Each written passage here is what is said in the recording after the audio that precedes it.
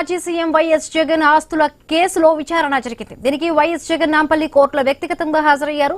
దాదాపు అరగంట పాటు కోర్టులో వాదనలు జరిగాయి. జగన్ వ్యక్తిగత హాజరును న్యాయస్థానం రికార్డు చేసిందని, విదేశీ పర్యటన పిటిషన్లోనే జగన్ కోర్టుకు వచ్చారని ఆయన తరపున న్యాయవాది తెలిపారు.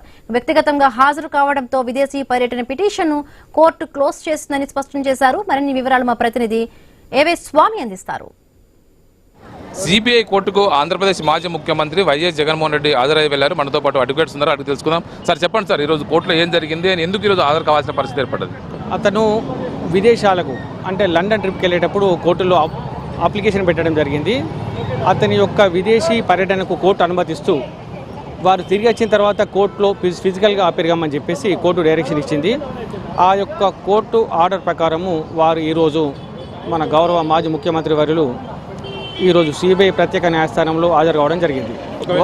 అంటే మామూలు గతంలో కూడా దాదాపు 6 సంవత్సరాల నుంచి వ్యక్తిగత ఆధార్ నుంచి మినహాయింపు పొందినటువంటి జగన్మోహన్ రెడ్డి గారు హైకోర్టు నుంచి ఆదేశాలు తెచ్చుకున్నారు.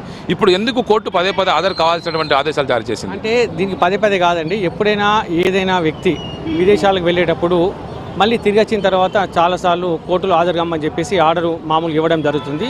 అలానే ఈ ఆర్డర్ ఇచ్చారు తప్ప దీనిలో ప్రత్యేకించి ఆర్డర్ అంటూ ఉండదని నేనైతే అనుకోవడం లేదు. అంటే కండిషన్స్ ఏమన్నా వైలేట్ చేశారా, అందుకోసం పిలిచారంటున్నారు? వైలేట్ చేయలేదు.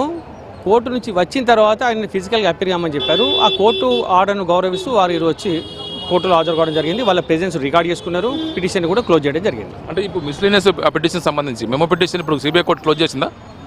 పిటిషన్ క్లోజ్ చేయడం జరిగిందండి. అప్లికేషన్ సంబంధించింది, ఫారిన్ ట్రిప్ సంబంధించి క్లోజ్ చేయడం జరిగింది.